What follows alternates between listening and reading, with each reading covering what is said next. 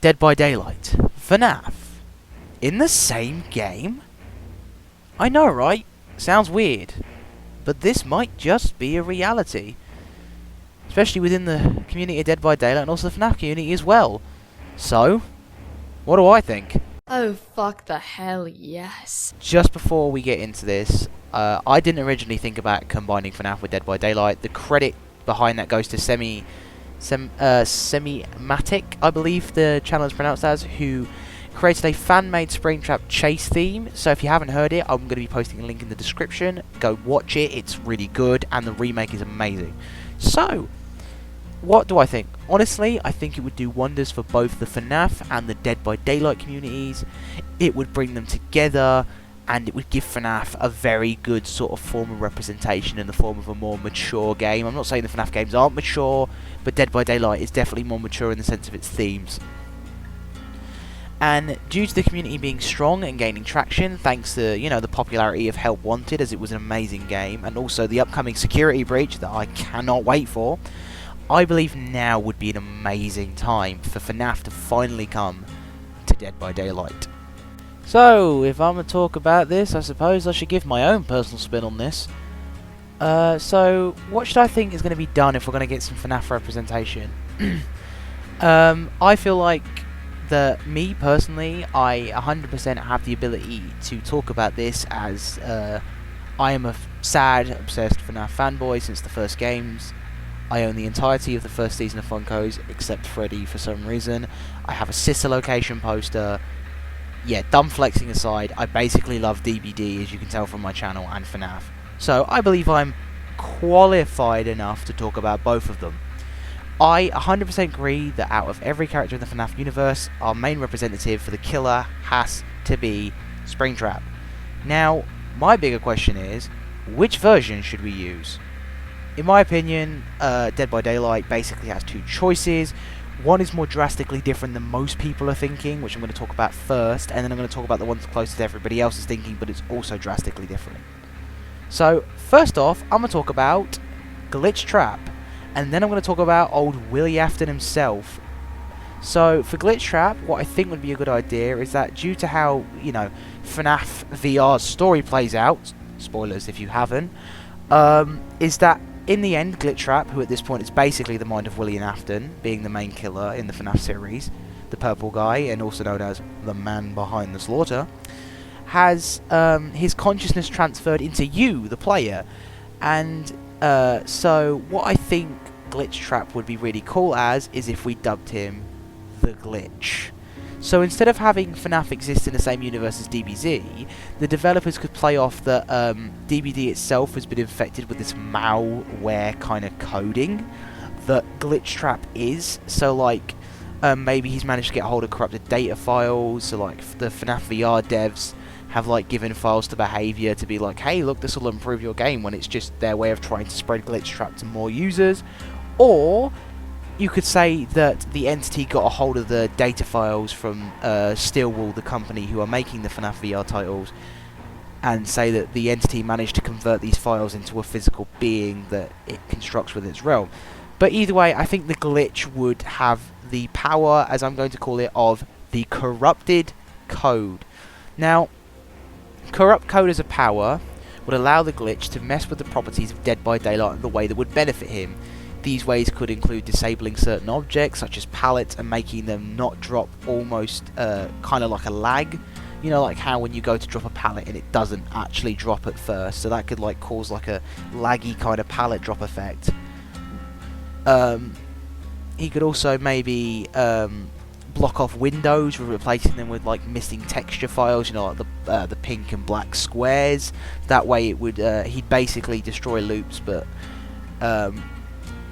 or he could glitch the audio, having a disappearing and reappearing terror radius, kind of like the Doctor's madness, but instead it comes and goes very frequently, meaning, it's causing a lot of misdirection for the survivors as they don't know what they're doing.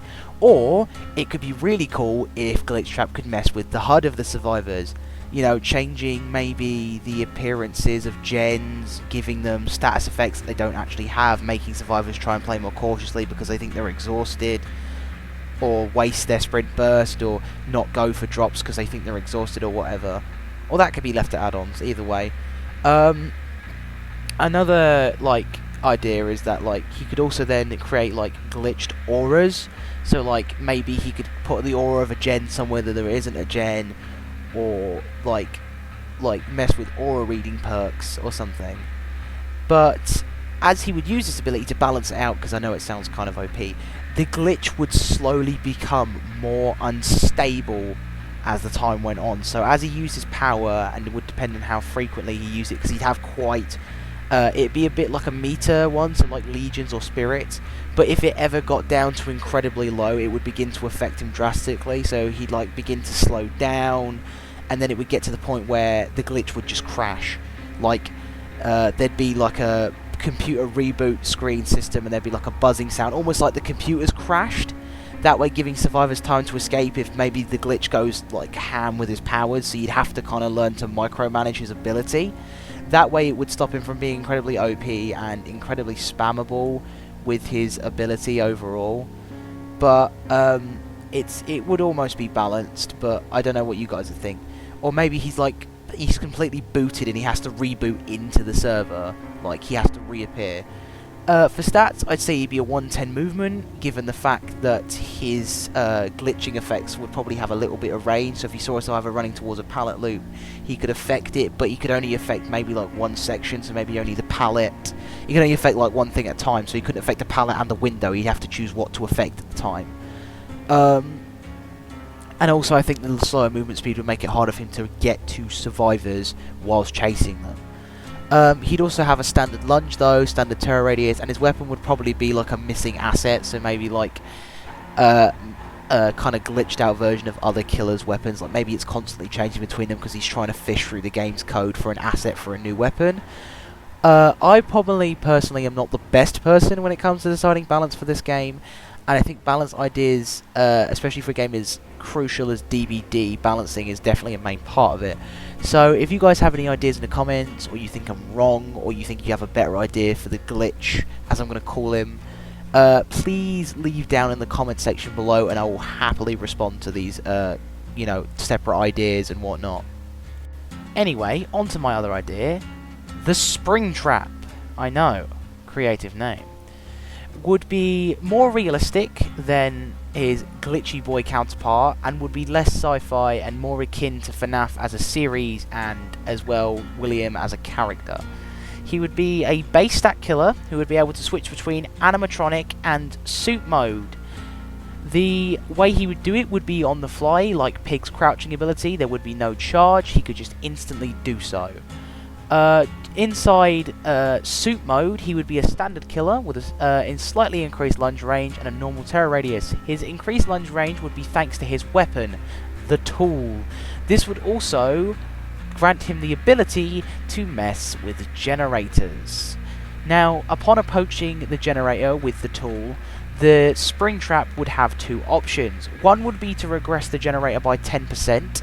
This would require a 10-second charge, would not be affected by perks, but would be affected by add-ons, but we'll talk about add-ons at a later date. And the other choice he would have would be to leave a mini spring lock inside the generators. This would probably be about as long as it would take to tamper, would be the same animation, so survivors would be a bit hesitant to approach a gen. After doing both actions, the gen will also automatically regress no matter what, so it's not like you're trading kicking a gen. The only thing you'd be trading is the perks choice. This would mean that upon approaching the generator with a spring lock in tow, the survivor would be faced with two hard skill checks. As these skill checks would begin, the survivor would scream as if the trap had snapped down. Not completely, as the survivor is currently trying to pull their hand out before it's too late. This is what the two skill checks would be for. If the survivor was to do the two skill checks, they would escape unharmed. If they were to fail even one of the skill checks, their hand would immediately be pulled out instantly and they would suffer one damage state. This would play into the whole risk versus reward idea of Springtrap automatically knows you've been snapped by the string lock, but if he's approaching, you might want to get out early and risk the damage state, or try and get the skill checks done before he gets close. The other part of Springtrap's power would be suit mode. Suit mode would inevitably be a power where Springtrap would be undetectable. He would then move at a slower speed as well, from standard down to 105%, but at the cost of not being able to attack, so like the Wraith's Cloak mode. Upon seeing a survivor, Springtrap will utter a phrase from the animatronic voice box that he has installed in him. So maybe something along the lines of, "Welcome to Freddy Fazbear's Pizza," or "Do you want a Faz token? Come on, give me a good old hug," or "Anybody want some pizza?" As if the suit is automatically responding to seeing a survivor, kind of like it would if in the pizzeria it spotted a child. This would basically make it so Springtrap alerts his presence upon seeing a survivor, allowing him to get the drop only if he doesn't come into the line of sight, kind of making it the killer's job to kind of, you know, almost avoid looking at survivors whilst also trying to step into the same area with them. This would kind of play into the whole idea of FNAF, as it would be this intense paranoia, and the ringing out of Springtrap saying something would almost be like a jump scare. So when he said something, he'd scare the survivors as well, like they'd scream, so he knew exactly where he'd spotted them from, but no auras or anything like that to keep it balanced. This would also imply with the paranoia given by Jens, as it would look exactly the same when he was putting a spring lock in to when he was tampering, making survivors very paranoid. This plays very well with how FNAF is. FNAF is all about the fear of death. You're scared to look in cameras because you don't want to see an empty room and know an animatronic is right in front of you. You don't want to check doorways because you don't want to see an animatronic right there. It's the fear of failure, and it's the fear of dying, and it's that paranoia I think Springtrap would bring very good to Dead by Daylight. Personally, I think the stealth aspect would be obviously not as overpowered as some killers because he has more trapping. So he'd be kind of a pig-like killer where he has stealth as a secondary option, and the main bulk of his power is about trapping survivors in a certain way and forcing them to either go for slow down gens or force survivors to be afraid of gens. Obviously survivors would still do it, otherwise they wouldn't be able to escape, but it would make things more risky when it came to doing generators. With that all said, please post any of your ideas in the comment section below. I would love to hear how you balance my personal ideas, or maybe whatever ideas you have yourself. I would love to hear. Get discussing, people. I want to hear those ideas. I want Spring Boy in Dead by Daylight as soon as possible. Or, you know what? Maybe you prefer another gaming franchise to get representation. I know there's a few that I'd personally have and wouldn't mind talking about. Anyway, don't forget, like, comment and subscribe. And this has been the Ginger Gamer. And you can be assured that you'll see me in the next one as... I always come back.